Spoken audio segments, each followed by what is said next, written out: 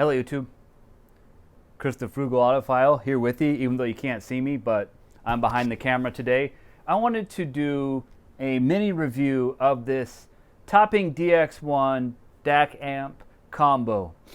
So this isn't going to be the full-fledged review with the assignment and the Frugal grade and all that. I just want to kind of talk about it and go over a few of the specs with you and give you my thoughts on this DAC. So if you like this kind of content, please be sure to subscribe to my channel and click that bell notification to be notified when I upload future videos. So yeah, this here is the Topping DX1. This is, to my understanding, their cheapest headphone DAC amp combo. And you look at it here, it's a pretty nice looking unit. I mean, it's metal. You can kind of hear that ringing. It's constructed very well. Kind of has some unique features with the feet here. You can see how this bottom ledge is open right here. I like that. It's a nice looking unit. It is light, but it's not like cheapy feeling light. So those are some great things about it that I really appreciate. Now this is a DAC. So you have USB input. It does come with the correct cable to fit that jack. And then you have analog RCA outputs here. Now this is a fixed output, something to keep in mind. There's no volume control on that, more about that later. And then you have your gain switch, high gain, low gain, and it does make a difference. I can testify to that. All right, that's the back. And then around front, what is nice is you have both 1/4 inch and 3.55 millimeter headphone outputs. So this will accept both of those. Very handy. I know a lot of us have both around, and so it's nice to have that. As you may have noticed, this is not a balanced unit, so that's something to keep in mind. It's a very basic unit. Oh yeah, and the cost on this one is $100. So it is one of the cheapest headphone DAC amps on the market that I can find of decent quality. Then you got your power light there. It's always on. This unit is, if it's plugged into USB power, it's going to be on. There's no power switch. And then pretty nice feeling volume knob here. It doesn't have any kind of clicks. It's got a little bit of resistance, but I like it. It's got a little knurling on it. You can see that there. So overall, a well-designed unit. So what Topping is calling this is a sub-reference AKM DAC that is included in this one here. I'm not exactly sure what that means. It is an AKM DAC. A lot of people prefer those. Some people don't like them, but I personally prefer them. But that's really, up to you and what you like in a DAC. But I'm a little concerned that they call it sub-reference. However, to me, it sounds just fine. Nothing to worry about there. And also, the headphone amplifier in this is capable of putting 280 millivolts at 32 ohms. Now that is the highest amount of power you're going to get out of this, but you have to keep in mind that this is going to be powered off of your USB bus, so there's not a ton of power there to be had. I believe it's 2.1 amps, maybe 3 amps, something around there, so not a ton of power if you're only going to power this off of USB, and that is the only way to power the DX1. And of course, as you go up in impedance, the millivolt output power is going to go down. I had no difficulties powering any of the headphones I threw at it. I tried out the Schipp 9500s, I tried out the Monoprice Retros, I tried out the Koss KPH35Is, and I tried out the Status Audio CB1s.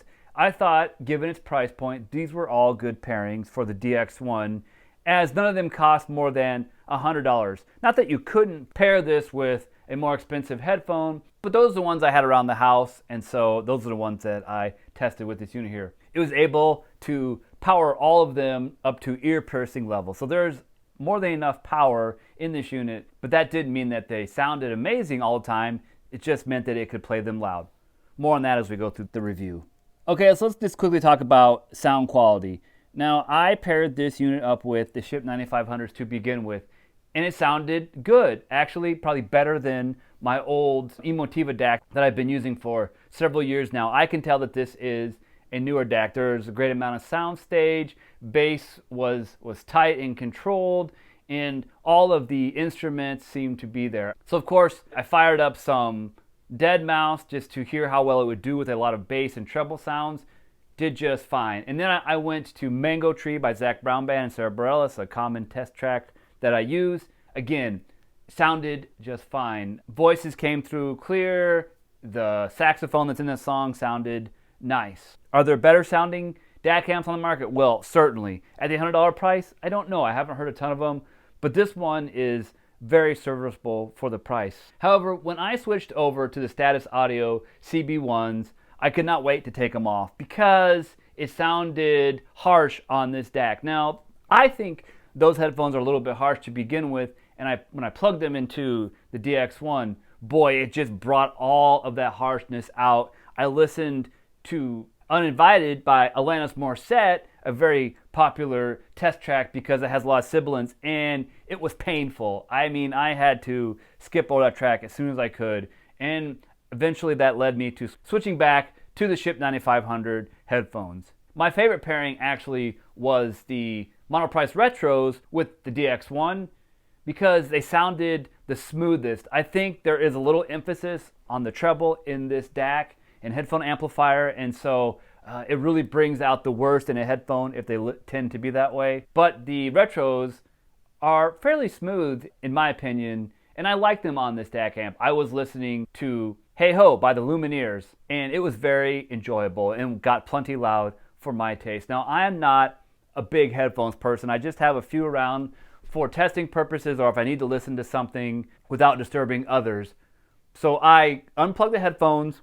I actually powered back on my mini DSP and started playing speakers. And I gotta tell you, for $100, this is an excellent sounding DAC. There's good soundstage. Chocolate Chip Trip sounded wide. It sounded accurate. It was very enjoyable to listen to, and I could pick out all the different pieces of that track very easily. Of course, I tested out Hotel California from the MTV Unplugged soundtrack by the Eagles. Again, smooth, enjoyable, decent separation of instruments and singers. All frequencies were there and reproduced well. So kudos to the DX1 there. It sounds excellent. Are there better sounding DACs on the market? Well, probably, especially if you're going to spend more than $100. But if this is your budget, I say it is a good way to go. Now, a couple of complaints that I have about this unit is, first of all, everything runs at the same time. These headphone outputs, both of them, which is kind of nice for testing purposes. I could switch back and forth. And also, these are a fixed output, and they run all at the same time.